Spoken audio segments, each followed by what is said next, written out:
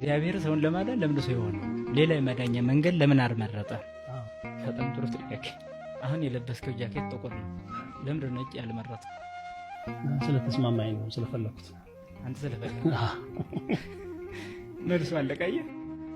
እግዚአብሔርም ሰውን ለማዳን ሰው መሆን ነው ማለት ነው የተስማማው። የወደደው እሱ ነው ማለት ነው።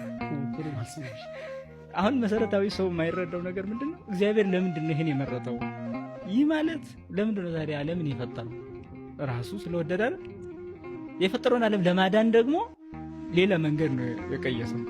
ያ መንገድ ደግሞ ሰው መሆን ነው። ስለዚህ ሰው መሆን ነው። ለምን ሰው ሆነ ብለን ስናነሳ ግን ወደ 10 መልሶችን ላስቀምጥ ይችላል። በቃ ለምሳሌ ሰው የሆነበት አንዱ ትልቁ ጉዳይ መዳኛ መንገድ ይሄን ያደረገው ጉዳዩ እስከዚህ የሚያደርስ መሆኑን ያሳያል። የሰው ልጅ ያጠፋው ጥፋት፣ የሰው ልጅ የበደለው በደል እግዚአብሔርን ሰው እስኪሆን የሚያደርስ ሆኖ እናገኛለን። ምክንያቱም እግዚአብሔራዊ ባህሪ ሰብአዊ ባህሪን መዋሃድ በጣም ከባድ ነገር ነው። ይሄ ማለት በጣም ልዑል የሆነውን እግዚአብሔርን ነው ትሁት ስጋን ተዋሃደ እያልን ያለን። ይሄ አሁን በጣም መውረድና ለሚያሳየው ዘመን የማይቆጠርለት በዘመን ሂሳብ ስሌት ውስጥ እኮ መጥቶ ሲገባ ነው የምናገኘው አይደል? ዓለምን በመሃል ይዞ የሚቆጣጠር በዓለም ባህል ለመስተናገድ መጣ እኮ ነው እያልን ያለው። ስለዚህ ይሄ በጣም ከፍ ያለው እግዚአብሔርን ዝቅ ባለው ቦታ ነው ራሱን እያገኘን እያወራን ያለን። ይሄ ዝቅታው ምንን ያሳያል? የሰው ልጅ በደሉ ደግሞ በጣም ከፍ ማለቱን ያሳያል። አምላክ የመሆን ፍላጎትና ትዕቢት፣ ኃጢአት እግዚአብሔር ሰው በመሆን መንገድ እንዲደረግ መሰረት የጉዳዩ ከፍታም እሱን ወደ ዝቅታ አምጥቶታል።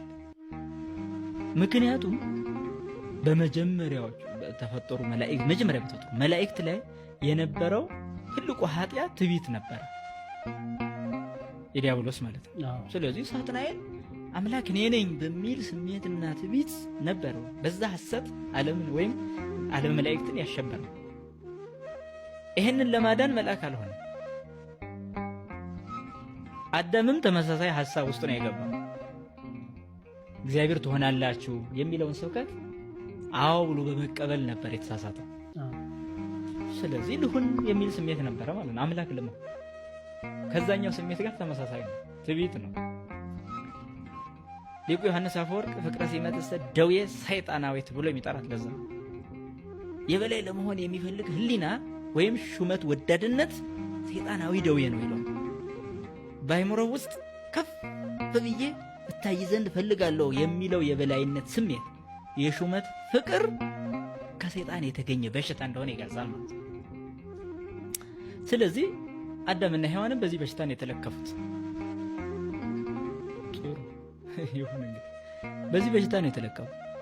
እግዚአብሔራዊው መንገድ ደግሞ ፍጥረቱ በዚህ መንገድ እንዲሄድ አይደለም። ምክንያቱም ትዕቢተኛ እንዲሆን አይደለም። እግዚአብሔር መልካም ስለሆነ መልካም እንዲሆኑ ነው ፍጥረቱ የሚፈልጋቸው። ታዲያ ሳጥናኤል በዚህ ትዕቢት ቢጠፋ ተመልሶ የመጸጸትና ይቅር በለኝ የማለት ስነ ልቡና ግን አላገኘም። ወድቋል። በዛው ውድቀቱ ነው የቀጠለው። የአዳምና የሳጥናኤል የሚለያየው ይሄ ነው። ወደ ንስሐ የመግባት ፍላጎት ነበር የሰው ልጅ። ስለዚህ ሳጥናኤል ላይ ንስሐ የመግባት ወይም የመጸጸት በድያለሁ የፈጠረኝ ያልሆነው ነገር ተናግሬያለሁ ብሎ ለመመለስ ስልጣን አልተጠቀም። የለም ውስጥ የነበረውን ነፃነት አልተጠቀም። በዛው ቀጠለ። ሌላ አሉታዊ ሌላ መንግስት መስርቶ የራሱ ሌላ ዓለም ተከታዮቹን ይዞ በጥፋት ዓለም የመኖር ፍላጎቱን አስቀጠለ። እንዲኖር ለምን ፈቀደ ለሚለው ግን ፍጥረቱ እንዲኖር የማይፈልግ ፈጣሪ ያለ አይ ከሚሰቃይ ከተባለ ይሁ ራሱ የወደደው ስለሆነ ፈቃዱን አልከለከለው። ፈቃዱ ነው። ታዲያ መልአክ ሆኖ ያላዳናቸው ለዛ ሊድኑ ስላልፈለጉ ማለት ነው። አይ መልአክ ሆኖ አድኗቸው ቢሆን በኋላ ሰው ደግሞ ቢያጠፋ ሰው ሆኖ ማዳን እንዲህ እያለ ይቀጥል ነበር ወይ ከተባለ እሱ ሆኖ ስላልተገኘ ያም በምን መንገድ ሊያድናቸው ነበር የሚለውም ነገር ስላልተገለጸ አሁን ላይ እንዲሆን ነበር ብሎ ማሰብም መከራከርም አያስፈልግም። ወደ ሰው ስንመጣ ግን ይህ ህሊና ከእግዚአብሔር እንደለየው አውቆታል። ራቁቱን ሲሆን የፈርቻለሁ ብሎ ሁሉ ምላሽ ሰጥቷል። ፍለጋ ግን አድርጓል እግዚአብሔር ወዴት ነህ ብሎ። ስለዚህ ራቁቴን ስለሆንኩ ፈራሁ። በቃ ከእግዚአብሔር መለየት ራቁት መሆን ነገር። ምክንያቱም ለፍጡር ልብሱ ፈጣሪው ነው። ከፈጣሪው በተለየ ቁጥር አይምሮ ራቁትን ይሆናል፣ ህሊና ራቁትን ይሆናል፣ ነፍስ ራቁቷን ትሆናለች። ሐዋርያው ቅዱስ ዮሐንስም በራእዩ መልእክት ላይ ራቁቱን የሚሄድ ሀፍረቱ እንዳይገለጥ ብሎ በጣም የሚገርም ቃል ይናገራል። ልብሶቹን የሚጠብቅ ብፁዕ ነው ይላል። ራቁቱን እንዳይሄድ ሀፍረቱም እንዳይገለጥ ልብሶቹን የሚጠብቅ ብፁዕ ነው። ይህ ማለት ውሰጣዊ ልብስን ነው፣ ጸጋን፣ ልጅነትን፣ ከእግዚአብሔር ጋር ያለን መቀራረብ፣ እሱ ነው ልብስ ብሎ የሚጠራው። እሱ ከሌለ ሀፍረት ይገለጣል እያለ ነው።